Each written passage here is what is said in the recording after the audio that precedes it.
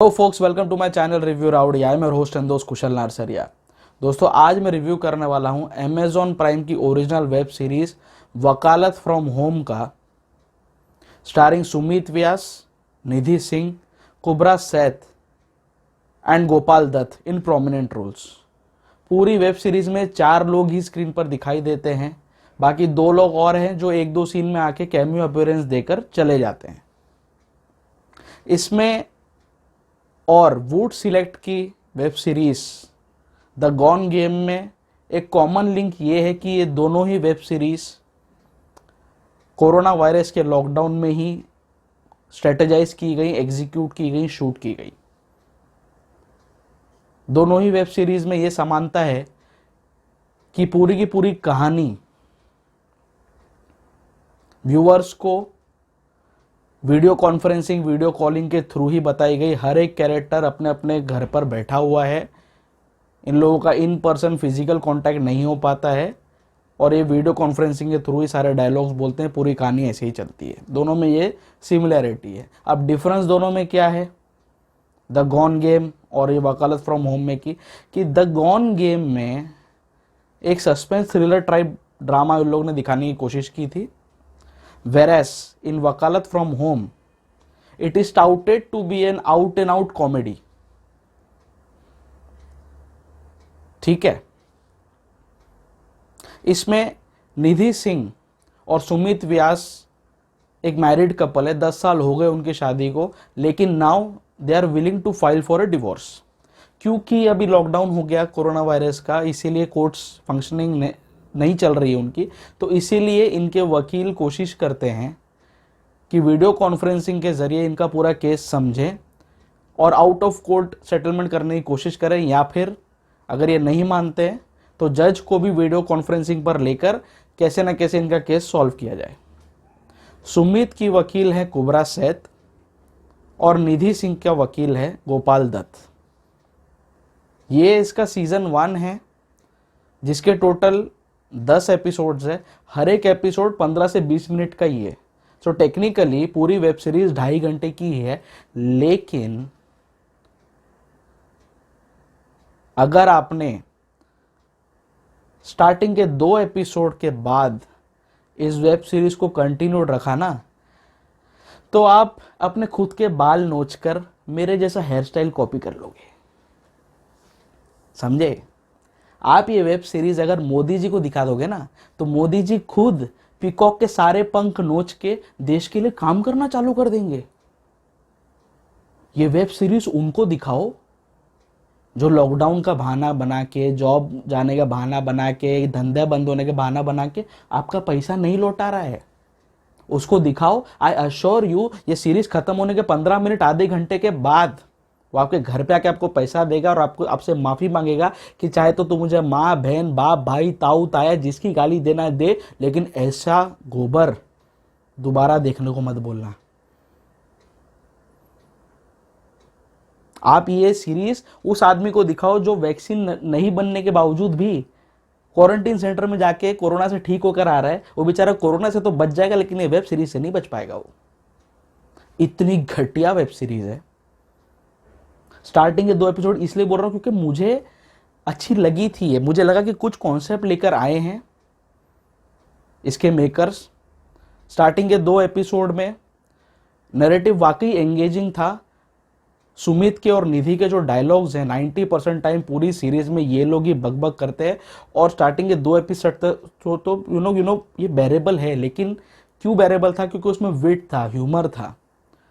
ये लोगों ने 2 एपिसोड्स में भर भर के बोलते ना, रेमो डिसूजा के ऊपर जोक मारा है, रणवीर सिंह के ऊपर जोक मारा है, मोदी के ऊपर जोक मारा है, अमित शाह के ऊपर जोक मारा है। इट्स, मुझे ऐसा लगा यार 2 एपिसोड देख के it's more of a roast than a web series. लेकिन आगे जाकर ये लोग खुद के रोस्ट में खुद ही फंस गए। इस वेब सीरीज के मेकर्स चूतिया तो है ही, इस बात से मुझे कोई आपत्ति नहीं है, लेकिन मुझे ऑब्जेक्शन इस बात से कि इन लोगों ने ऑडियंस को भी चूतिया समझ रखा है। पूरी वेब सीरीज में 2 एपिसोड तक तो आप बेयर कर सकते हो, 2.5 घंटा भी ये लोग एंगेजमेंट फैक्टर नहीं रख पाए। 10-10 12-12 मिनट की एपिसोड है। अगर आप 2.5 घंटे का भी कंटेंट अच्छा नहीं बना सकते हो ना, तो साला बॉयकॉट करना है तो इन लोगों को करो। रोहन सिप्पी, रमेश सिप्पी ने बनाए हैं, बना के कचरा बेच दिया अमेजोन प्राइम को। एंड अमेजोन प्राइम के डिस्ट्रीब्यूटर्स क्राइटेरिया रखते हैं कि हम आपकी मूवी, आपकी वेब सीरीज तभी खरीदेंगे जब वो किसी सिनेमा घर में रिलीज होगी, किसी मल्टीप्लेक्स में या तो रिलीज होगी, या फिर उसमें कोई स्टार होना चाहिए। सो अमेजोन प्राइम के डिस्ट्रीब्यूटर्स को मैं पूछना चाहता हूं कि स्टार के नाम पर आप कोई भी टट्टी, कोई भी गोबर लेने के लिए तैयार हो जाते हो, अपना पैसा डाल देते हो। आपने धंधा भास्कर की रास्पबेरी खरीद ली, उसके बाद ये सुमित व्यास, कुबरा सेठ जैसे लोगों को स्टार समझ के आपने ये खरीद लिया, रोहन सीपी से ये खरीद लिया आपने। अच्छे अच्छे मेकर्स आपके पास जाते हैं, अवार्ड विनिंग फिल्म्स आपके पास लेकर आते हैं, लेकिन आप उनको नहीं खरीदते हो। क्यों? क्योंकि वो थिएटर में रिलीज नहीं हुई है, उसमें कोई स्टार नहीं है, लेकिन आप ये टट्टी खरीद लेते हो, है ना। बॉयकॉट करना साला इनका करो। क्या बना है, क्या मतलब 2 एपिसोड तक तो बेरेबल है, उसके बाद इनके पास खुद के पास कंटेंट नहीं था। इनके एक्टर्स निधि सिंह फंबल कर रही थी डायलॉग बोलते हुए। पूरे टाइम 4 लोग दिखते हैं आपको स्क्रीन पर, ना कोई लेयर है, ना कोई 5वां आदमी आता है। कितनी देर तक आप बैठ के देख सकते हो 4 लोग को constantly visible on your screen?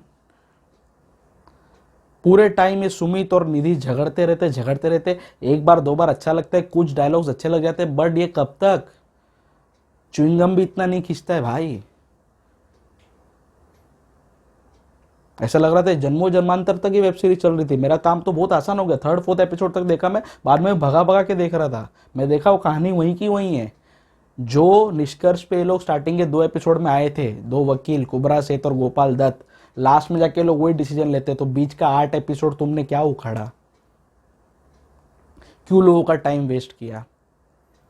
Last में एक जज को भी ले आते। कुछ भी चल रहा है, मतलब कुछ भी, ये लोग ऑडियंस को बेवकूफ समझ रखा है इन लोगों ने। एक सीन ऐसा है जिसमें कुबरा सेठ बोलती है सुमित व्यास को, सुमित की वो वकील होती है, वो बोलती है यार मेरा पेमेंट अटक गया है, आपकी दादी को बोलना ना मुझे जरा पेमेंट कर दो, उन्होंने जो मुझे कैश पेमेंट किया था ना वो कैश बाउंस हो गया है। कैश बाउंस हुआ, चेक बाउंस नहीं। कैश क्यों बाउंस हो गया? क्योंकि उनकी दादी ने कुबरा सेठ को पुराने जो बैन हो गए थे ना नोट्स डिमोनेटाइजेशन में, वो 500 और 1000 के नोट दिए थे। तो कुबरा ने 2020 में लॉकडाउन में ये नहीं देखा कि मुझे क्या टाइप के नोट मिल रहे हैं। और ऐसे कौन से लोग हैं, क्योंकि इसमें कुबरा की फीस लाखों रुपए में बताई है स्टार्टिंग में, ऐसे कौन से लोग हैं जो 2016 में बैंड हुए नोट्स अभी भी 4 साल बाद सजा के रखे हुए हैं, लाखों रुपए, वेस्ट, कचरा, रद्दी।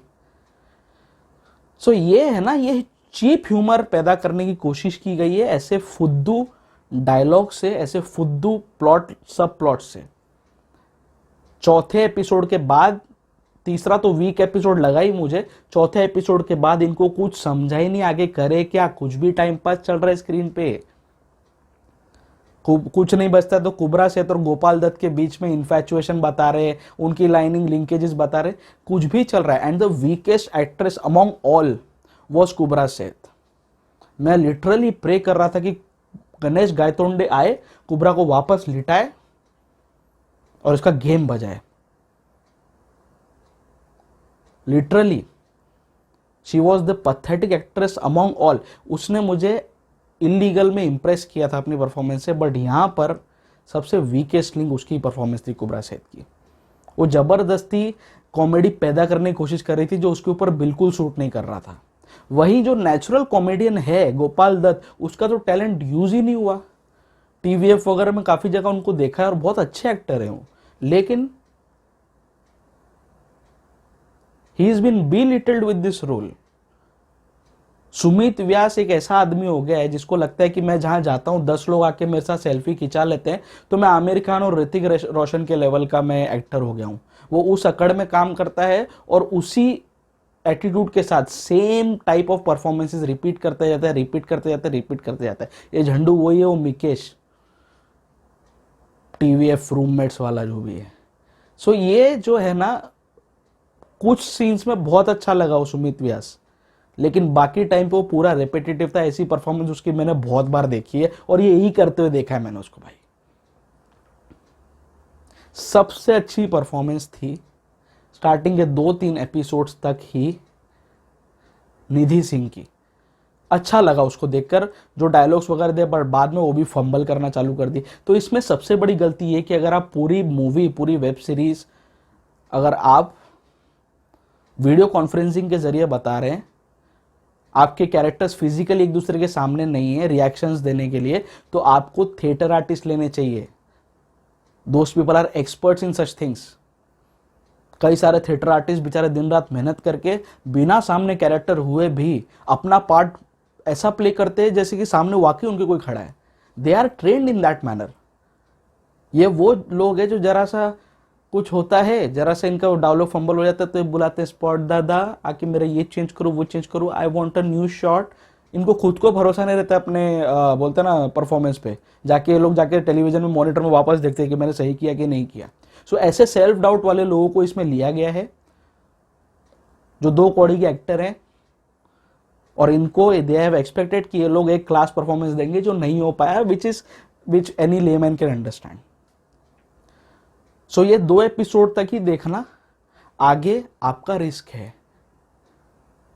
मैं आपको वार्न कर रहा हूं, इसके बारे में जो भी है खास इसको कोई रिव्यूज वैसे भी मिले नहीं है, और ये बस बना के बेच के सिप्पी साहब ने अपना पैसा निकाल लिया। शर्म भी नहीं है इन लोग को, ये लोग क्या बना रहे हैं। इनको बस कॉन्सेप्ट लगा कि वर्क फ्रॉम होम है, WFH है, तो अपन वर्क का वकालत कर देते, बाकी फ्रॉम होम तो उठा ही लेंगे। वही चीज उठाई है। Total nonsensical plot.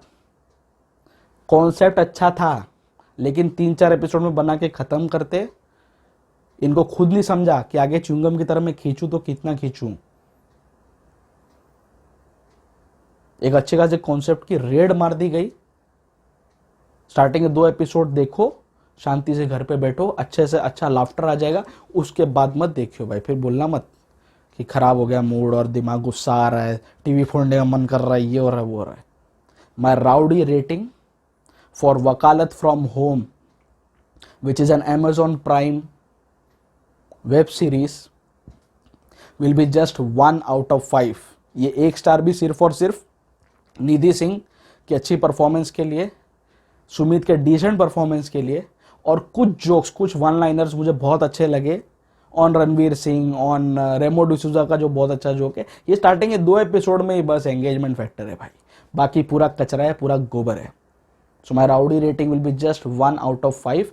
आप मेरे को मत बताना कि आपको वकालत फ्रॉम होम कैसी लगी, अपना टाइम वेस्ट मत करो, और अगर वेस्ट हो गया है तो भी अपना गुस्सा मेरे कमेंट सेक्शन में मत निकालना भाई, ठीक है। मेरा रिव्यू अच्छा लगा इस पे तो लाइक ठोको, लाइक ठोकने के साथ साथ उसके बाजू में जो बेल आइकन है उसको दबाओ। उसके बाद ऑल का आपको सब्सक्रिप्शन का प्रॉम्प्टिंग आएगी स्क्रीन पे, तो उसको भी दबा दो, ताकि जब भी मैं अपना कोई नया रिव्यू अपलोड करूं आपको तुरंत उसका नोटिफिकेशन मिल जाए। आप लोग मुझे सोशल मीडिया पर फॉलो कर सकते हो, ट्विटर, इंस्टाग्राम, फेसबुक, सब जगह पे रिव्यू राउडी के नाम से ही प्रोफाइल है। सारे पेजेस मेरे लाइक कर लो, ठीक है। The digital partner of this channel is Firewalk digital and the co branding partner is Chai Pakoda productions. Literally मुझे अभी भी हंसी आ रही है कि मैं क्या, किस माइंडसेट में मैं ये रिव्यू कर रहा हूँ। The web series is that pathetic. So और भी वेब सीरीज है, हॉस्टेजेस 2 है, आश्रम है, मेरे को ये सारों का रिव्यू करना है, इसलिए मैं आता रहूँगा अपने चैनल पर रेगुलरली। मेरे साथ जुड़े रहिए, मेरे साथ कनेक्टेड रहिए। स्टे ट्यून्ड, स्टे फिल्मी एंड स्टे राउडी।